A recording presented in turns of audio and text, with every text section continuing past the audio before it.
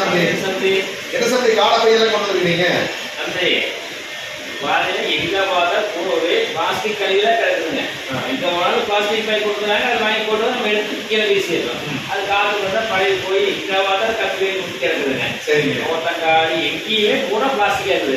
அது முடிக்க உடனே அந்த காடை பை தான் நல்லா இருக்குங்க. சரிங்க. காடை பை கொடுக்குற போது இந்த காடை பையே தண்ணியில ஓட்டாங்க இல்லைங்களா, அவங்க இல்லாம அவங்களுக்கு வேலை வாய்ப்பு வருங்க. அந்த பொருள் விற்பனை நல்லாது, வேலை வாய்ப்பு தெரிஞ்சுங்க, சுகாதார சீரழி வராமல் இருக்குங்க. அதுக்காக நாங்க முழுக்க பிளாஸ்டிக் யூஸ் பண்றதே முழுக்கவே வந்து இந்த பையை யூஸ் பண்றோம். வாங்கிக்கோர் வந்து பிஎஸ்ஆர் பிஸ்கார் கொடுக்குறாங்க. அவங்களே பாராட்டணும், பிஎஸ்ஆர் பாராட்டணும் இல்லைங்களா? பிஎஸ்ஆரே பாராட்டணும். அவங்க பை கொடுத்தாங்க. எல்லாருமே காடா பை எடுத்து போறத கேவலமா நினைக்கிறாங்க. ஆனா இந்த காலத்துல சம்மந்தி வீட்டுக்கு நீங்க காடா பையில வாங்கிட்டு வந்துருக்கீங்க. உண்மையாலுமே வந்து விசைத்தறி விவசாயத்துக்கு மாற்று வந்து விசைத்தறி கொடுத்தாங்க. அந்த தறிப்பொழில் இன்னைக்கு அடிப்படையில் இருக்குது. இப்படி எல்லாருமே கேவலம் பார்க்காம சம்மந்தி வீட்டுக்கு போனாலும் சரி, எங்க ஒரு முறைக்கு போனாலும் சரி, விவசாயத்துல பழங்களையுமே ஆமாங்க விசைத்தறி துணியால பயிர் நீட்டி கொடுப்பாரு. ரெண்டு தொழில் வளர்ச்சி ஆகாது.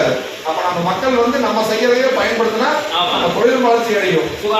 கௌரவங்கிற பேர்ல நம்ம வந்து அழைச்சிட்டு இருக்கிறோம். அதுக்கு சம்மந்தி வந்து முன்னுதாரணமா அந்த காடா பையன் வாங்கி வந்துருக்கீங்க. ரொம்ப சந்தோஷம்.